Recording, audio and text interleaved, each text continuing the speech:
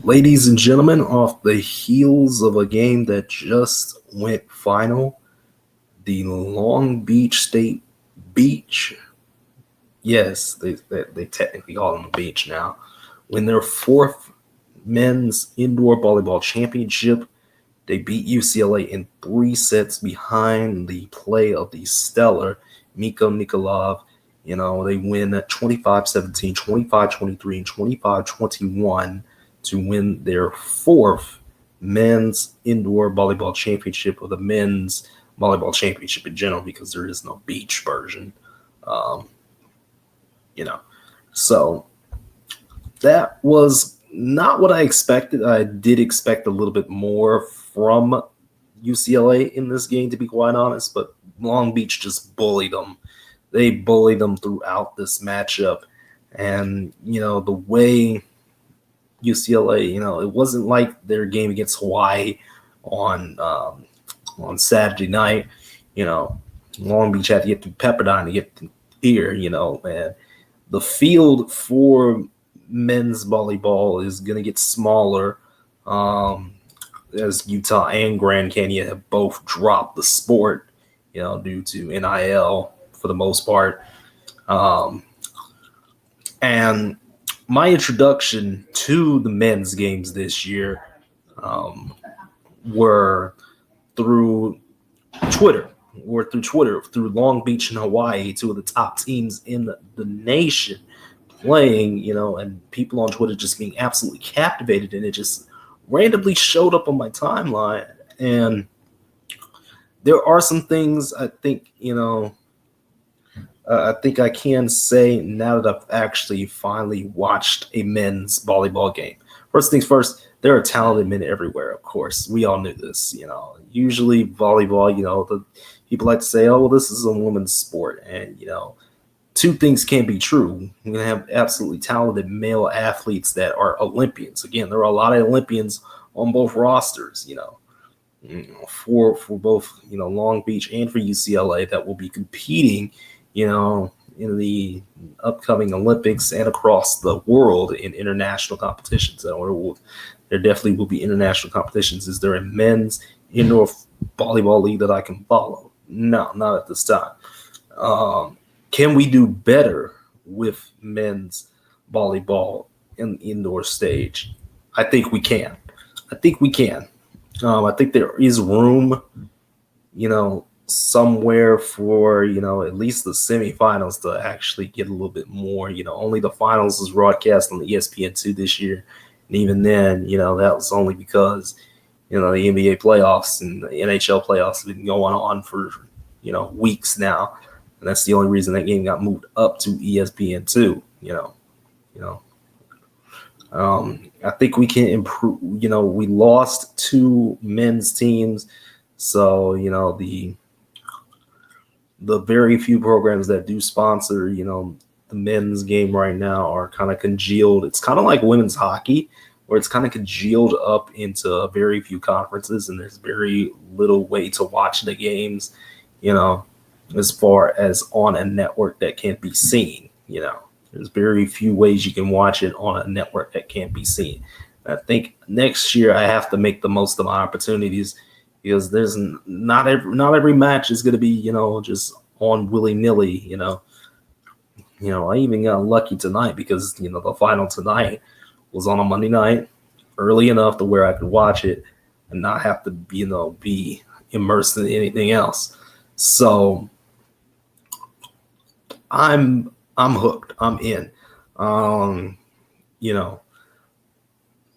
Men's volleyball, I usually just stick to the AVP, as far as what I've been watching, But again, there's the AVP League thing that's going to happen again for a second year in a row, which, it's fine. So, yeah.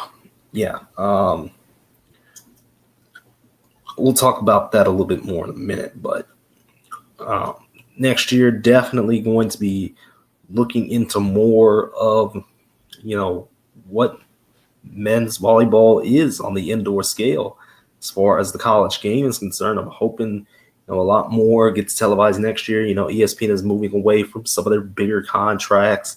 So I'm hoping we can get, maybe the semifinals, broadcast a little bit more. There were times in the past where I think the semifinals were broadcast, but this year just wasn't for some reason. And, that didn't really, make any too much sense. I mean, it was perfect opportunity for it, but it just didn't happen.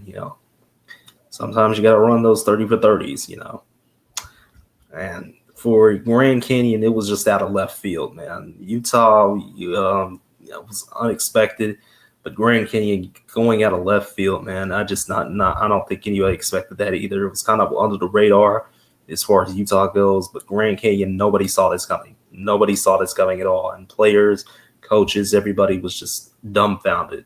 And for a team that, although attendance wasn't the greatest, and again, it's just the way sports have become. Again, I don't want to complain about a different sport right now, but the Dallas Wings tickets for the game, for the Caitlin Clark game at the AAC, why is it $255? For mid-tier seats, So people are just not going to games like that. I get it. I get there's a little bit of justification here, but Grand Canyon is for profit, so I don't get it. I really don't get it. A program that's been around 17 years, a program that has been top-notch for 17 years again, it just doesn't make any sense. Doesn't make any sense. So the PVF, let's move on to the PVF. There will be a new champion because there has been a new champion because it has been set. Brittany Abercrombie and those Orlando Valkyries defeat the Indy Ignite in 4 sets. And again, this is the 3-4 matchup.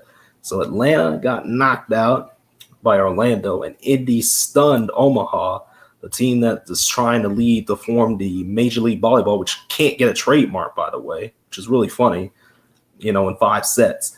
And Orlando, Indy fought hard, but, ultimately the Valkyries won in 4 sets, 25-21, 25-19. Indy won the 3rd set, 25-19. And then Orlando just dominated that 4th set, 25-15. And the second ever PVF championship goes to the Valkyries. And now, with Omaha apparently on their way out, of the PVF and Major League Volleyball kind of just not doing anything at all, like literally nothing at all. They're like, you can see from like the forums or from one of the best on Twitter, Avid Volleyball, the Major League Volleyball ain't doing nothing. Even the international stuff, which I don't really care for because this is a more U.S. centric type of, deal that we talk about here. Even the international scene is getting players left and right, to come and go on over. I don't get what Major League Volleyball's strategy is at all. I don't get what the PVF will do for next year. I hope we can get Dallas, up and running. It should have been up and running this year. It was not for some reason. It should be for next year. I hope so, because I will be going. If Dallas, gets an indoor volleyball team, get a pro indoor volleyball team, I am absolutely going to a game. I don't care when it is. I'm going. I'm going to watch. It's going to be fun. I can't wait. So PVF has some things to look forward to in the off season. Again, new champion, new ways to define the sport as far as the U.S. pro level is concerned. USA Volleyball ain't going to do nothing, crazy. So, it has to be up to the PVF to do what they need to do themselves. As far as the AVP is concerned, Andy Benesh, Miles Partain, they win the Huntington Beach Open. On the men's side, Taryn Brasher, Kristen Nuss, they win the women's Huntington Beach Open. Brasher and Nuss won their 8th ever AVP title, and Benesh and Partain, who are coached by Theo Brunner, which is crazy. They win their 4th, and all the AVP league teams, they are set. So we have 8, men's and women's teams. There's that is crazy. And I mean, what can I say about the AVP League that has been said already? I just don't really seem to care for it too much, and I don't know why. I don't know why. I really don't. But I do want to say that I think I will try my best to watch the AVP League. I'll try my best to watch it. I'll try my best. And, again, this does kind of limit, the way some things are as far as like some of the other teams, that, aren't in the top 8. They can't really get, somewhere yet as like wild cards or whatever, but they can't get what they need to get done. And it just doesn't make any sense to me. It really doesn't. One final thing before we get on up out of here. TCU. Yes, the women of TCU win their first ever women's beach volleyball championship. They're the first team other than USC or UCLA to win a title. And my goodness, the way it was set up for the women's beach duels, they had 5 games going on concurrently, which is not ideal for me. I thought it was going to be like one at a time or something like that, but no, that was not what happened. Or like, just one team, but no, that's not what happened. So it was 3-2. I don't remember all the scores and everything because again, they needed 3 wins of, they needed three set duels or whatever, 3 duels to win. And it came down to the final duel. It came down to the 1 pairs, which is crazy. It was either the 1 pairs or the 4 pairs. I think it was the 1 pairs that came down to. This was last week, by the way. So TCU wins over Loyola Marymount, which also was a stunner. Did not expect them to get the way that they did. And, again, women's beach, isn't really as televised. It's televised about as much as men's indoor. So I'm going to make an effort next year again to try and, stay with the flow of things. Again, scores still went to 21. It's just, I think what threw me off was the fact that there were 5 duels going on at the same time. There were 5 different games going on at the same time. And I don't know how to feel about that, but I think I kind of enjoyed it because, again, you need 3 set wins, to get the title. And, it went down to the end, and that was crazy.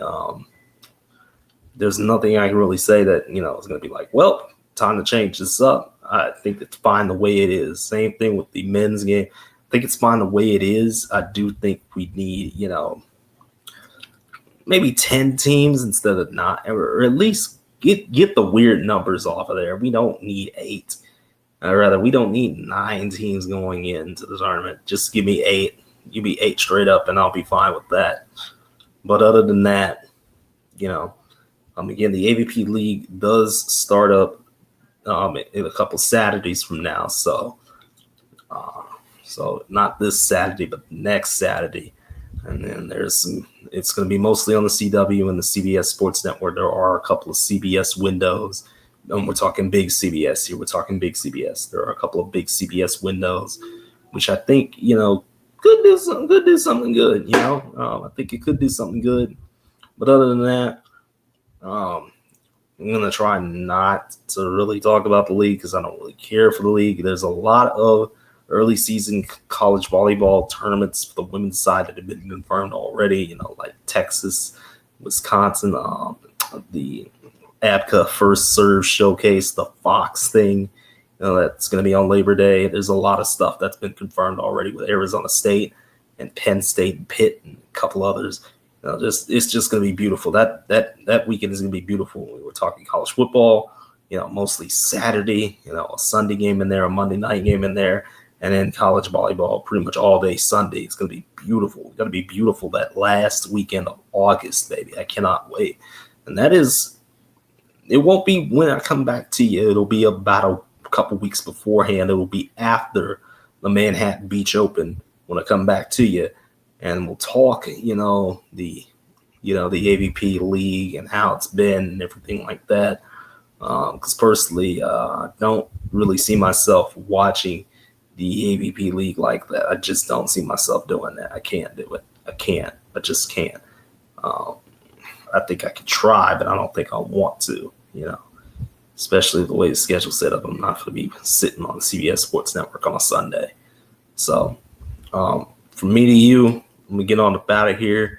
And this was unexpected. I wanted to do this on Wednesday, but we're going to do this. We got this today. And congratulations to all the teams that have won championships these past couple weeks. Long Beach State tonight, Orlando yesterday. The two teams that won the Huntington Beach Opens, and TCU for winning their first ever beach title last Sunday. And it's going to be a beautiful off season. Lots of transfers, lots of players moving around. It's going to be, the AVP League is going to go on, and I'm gonna try. I'm gonna flip flop back and forth as far as like me watching it and everything like that. So if you do see a couple videos from me, before August the 18th, just know, yes, I was trying my best to watch the AVP League. I was trying my best, and I probably ended up saying yes at some point. So, but if you don't, then you don't. But if you do, then you will. So we'll talk tomorrow about whatever in the world happened this week in indoor football. We'll talk tomorrow. So again, congrats to all the teams that won a championship, and see you tomorrow.